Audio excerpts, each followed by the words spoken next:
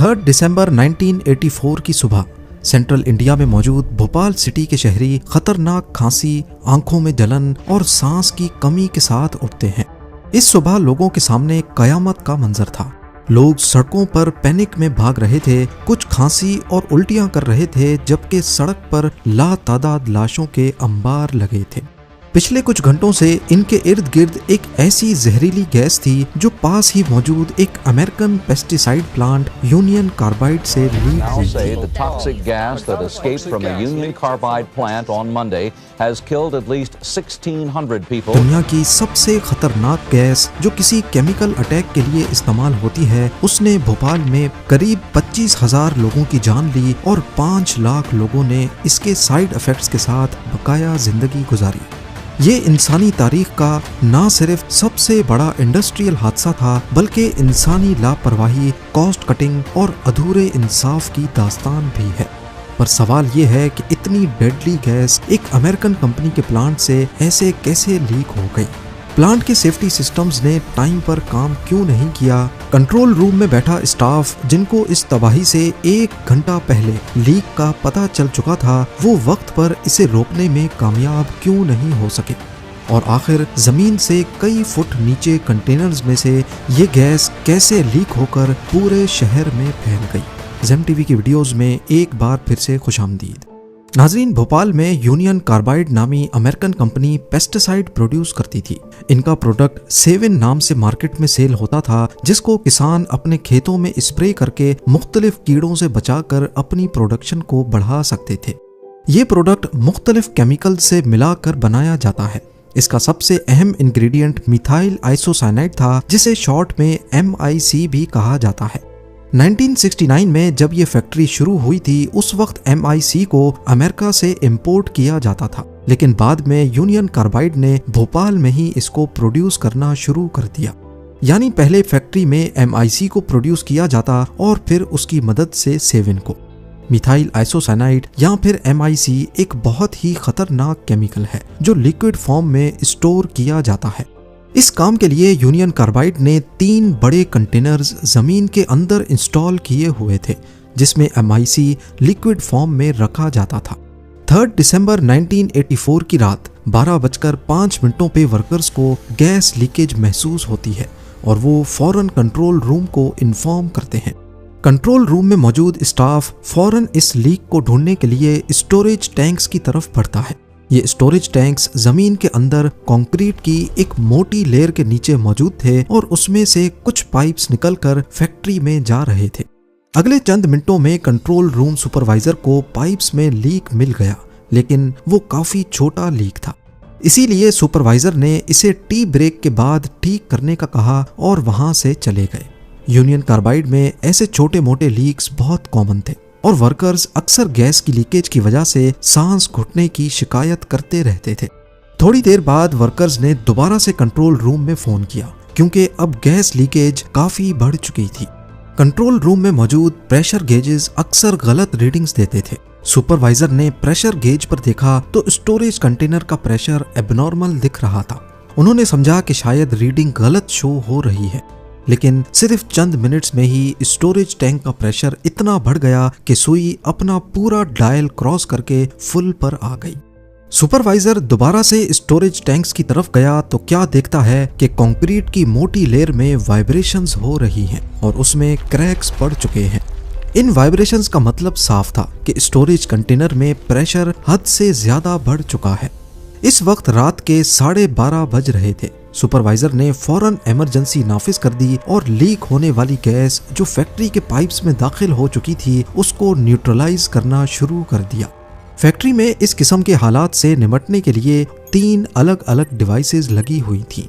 पहली थी गैस स्क्रैबर, जिसमें एक खास केमिकल लीक होने वाली MIC को न्यूट्रलाइज करेगा। पर जब सुपरवाइजर ने चेक किया तो ये डिवाइस खराब पड़ी थी। अगर पहला सेफ्टी सिस्टम भी गैस को न्यूट्रलाइज ना कर सके तो इसके लिए फैक्ट्री में दूसरा सेफ्टी सिस्टम भी लगा था, और वो था फ्लेयर टावर। इसका काम गैस को एटमॉस्फेयर में निकलने से पहले ही जलाने का होता है। पर मालूम पड़ा कि फ्लेयर टावर का एक इम्पोर्टेंट पाइप कुछ दिन पहले किसी ने निकाल दिया था और फिर वापस नहीं लगाया। लिहाजा फ्लेयर टावर ने भी अपना काम नहीं किया और अब ये जहरीली गैस चिमनी के जरिए एटमॉस्फेयर में दाखिल हो गई। इस पॉइंट पर सुपरवाइजर और वर्कर्स खुद को बेयारो मददगार महसूस कर रहे थे। ठीक रात के 1 बजे फैक्ट्री में एवैक्यूएशन की अनाउंसमेंट की गई और इमरजेंसी सायरन ऑन कर दिए गए। उस वक्त हवा नॉर्थ की तरफ से आ रही थी और उसने चिमनी से निकलने वाली जहरीली इनविजिबल गैस को भोपाल के साउथ में फैलाना शुरू कर दिया। गूगल अर्थ पे देखा जाए तो ये एरिया भोपाल का सबसे घनी आबादी वाला इलाका है। MIC क्योंकि एक भारी गैस होती है तभी वो फौरन जमीन के करीब आ गई और अब आहिस्ता आहिस्ता शहर में फैलना शुरू हो गई। जैसे ही गैस घरों में घुसी, लोगों को फौरन आंखों में जलन और शदीद खांसी शुरू हो गई। बिल्कुल इस बात से बेखबर कि ये लोग एक जहरीली गैस का सांस भर रहे हैं, लोगों ने घरों से निकलकर पैनिक में भागना शुरू कर दिया। भागने की वजह से सांस फूलने लगा और वो लोग और ज्यादा सांस भरने लगे, जबकि असल में वो MIC गैस को इनहेल कर रहे थे। लोग वॉमिट करने लगे, खांसने लगे और एक एक करके सड़क पर लाशें भरना शुरू हो गईं। उधर फैक्ट्री में सुपरवाइजर ने गैस को न्यूट्रलाइज करने के आखिरी सेफ्टी सिस्टम को इस्तेमाल करने का फैसला किया। उनको होस पाइप से चिमनी से निकलने वाली गैस पर पानी स्प्रे करना था ताकि गैस न्यूट्रलाइज होकर शहर में ना फैल सके।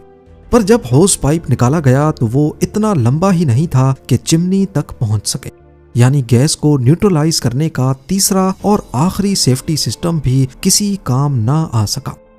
कुछ ही मिनटों में गैस शहर में 8 किलोमीटर तक फैल गई और भोपाल के हॉस्पिटल्स उन पेशेंट्स से भरना शुरू हो गए जिनको एक जैसे ही सिम्टम्स थे।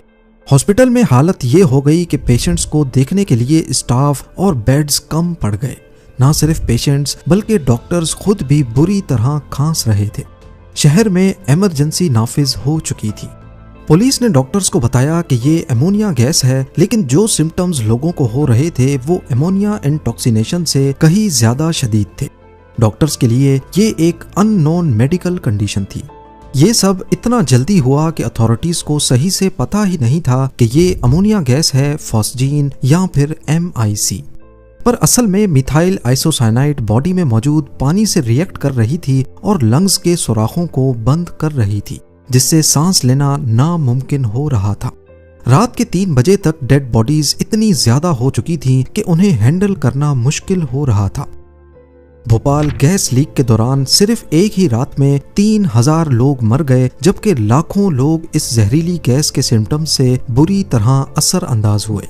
फैक्ट्री वर्कर्स जो खुद एयर टाइट कंट्रोल रूम में बैठे थे, इस जहरीली गैस के असरात से महफूज रहे। सुबह जब वो दिन की रोशनी में बाहर निकले तो उन्होंने बिल्कुल बदले हुए भोपाल को देखा। वो सड़कें जहां भीड़ की वजह से गुजरना मुश्किल होता था, वहां जानवरों की लाशें बिखरी हुई थी। अभी तक पूरी दुनिया इस खौफनाक हादसे की खबर सुन चुकी थी। न सिर्फ नेशनल बल्कि इंटरनेशनल मीडिया भी इसको रिपोर्ट कर रहा था। इस गैस से जहां पहली ही रात में 3000 लोग एक्सपायर हुए, वहीं आने वाले कुछ दिनों में ये नंबर 20 से 25,000 तक बढ़ गया और गैस से मुतासिर होने वाले लोगों की तादाद 5 लाख तक पहुंच गई। इंसानी इतिहास में ये सबसे बड़ा इंडस्ट्रियल डिजास्टर माना जाता है। पर यहाँ पर सबसे बड़ा सवाल ये था कि आखिर फैक्ट्री से इतनी जहरीली गैस लीक हुई तो हुई कैसे। इनिशियल इन्वेस्टिगेशन में मालूम पड़ा कि यूनियन कार्बाइड ने 3 अंडरग्राउंड स्टोरेज टैंकर्स बना रखे थे, जिनमें से एक का नाम था E610। कंपनी के मैनुअल्स के मुताबिक इसे सिर्फ आधा भरना होता है, लेकिन ये तकरीबन 75% तक खतरनाक MIC से भरा हुआ था। E610 में उस वक्त 30 टन गैस होनी चाहिए थी, लेकिन उसको 42 टन तक भरा गया था। पर इससे भी ज्यादा हैरानी और खतरे की खबर यह थी कि इतनी ही ज्यादा MIC अभी भी दूसरे कंटेनर में मौजूद है। यूनियन कार्बाइड एडवांस में बहुत सारा MIC बना कर रखती थी, लेकिन असल में वो दिन में सिर्फ कुछ ही टन 7 प्रोड्यूस करते थे। अभी भोपाल इस तबाही का मुकाबला कर ही रहा था कि यूनियन कार्बाइड के CEO वॉरेन एंडरसन मामले की संगीनी को देखने के लिए इंडिया पहुंच गए और उन्हें एयरपोर्ट से ही अरेस्ट कर लिया गया। पर बजाय इसके कि उन्हें जेल भेजा जाता, पुलिस उन्हें यूनियन कार्बाइड के ही एक गेस्ट हाउस में ले गई। कुछ ही घंटों में वो बेल पर रिहा हो गए। इसी दौरान वो इंडिया छोड़कर भाग गए और फिर दोबारा कभी लौटकर नहीं आए। वहां फैक्ट्री में अथॉरिटीज इसी कश्मकश में थीं कि दूसरे कंटेनर्स में बचे हुए MIC के साथ क्या करना है। उनको इसका कतरा कतरा जाया करना था ताकि भोपाल किसी और हादसे का शिकार ना हो सके। पर इसका सिर्फ एक ही हल था कि खराब फैक्ट्री को दोबारा चलाया जाए और इसमें से सेवन प्रोड्यूस किया जाए। पर यह काम काफी खतरनाक था क्योंकि इस काम में वही फैक्ट्री की खराब पाइप्स और गलत रीडिंग्स देने वाले गेजेस इस्तेमाल होने थे। भोपाल के लोगों को जब मालूम पड़ा कि फैक्ट्री दोबारा स्टार्ट होने वाली है तो लाखों लोग शहर छोड़कर भागने लगे। फैक्ट्री स्टार्ट करने से पहले दीवारों पर गीले कपड़े लगाए गए और एक हेलीकॉप्टर पानी फेंकने के लिए भी घूम रहा था कि इन केस अगर गैस दोबारा लीक हो तो उसे वहीं न्यूट्रलाइज किया जा सके। सारी सेफ्टी करने के बाद फैक्ट्री को दोबारा चलाया गया। खुशकिस्मती से इस बार गैस लीक नहीं हुई और 7 दिनों के अंदर सारा स्टोर किया हुआ MIC खत्म कर दिया गया। यूनियन कार्बाइड अब MIC से पाक हो चुकी थी। लोग वापस लौटने लगे, लेकिन सबके पास सिर्फ एक ही सवाल था कि आखिर इस हादसे की असल वजह क्या थी। उस रात आखिर ऐसा क्या हुआ था कि पूरा 42 टन MIC कंटेनर से लीक हो गया। जब इन्वेस्टिगेशन टीम ने खाली कंटेनर की अच्छी तरह जांच की तो मालूम पड़ा कि उसमें कोई क्रैक नहीं है, पर उस कंटेनर का सेफ्टी वाल्व खराब पाया गया। कंटेनर में मौजूद जंग आलूद लोहे के पार्टिकल्स पाए गए जो निशानी थी पानी की। मिथाइल आइसोसाइनाइड पानी के साथ कांटेक्ट में आते ही गर्म हो जाता है और उबलने लगता है। ये चीज पहले ही लैब में चेक कर ली गई थी, यानी उस रात कंटेनर में किसी तरह पानी आया था। मालूम पड़ा कि हादसे से पहले शाम को वर्कर्स ने करीबी प्रोसेसिंग यूनिट की धुलाई की थी।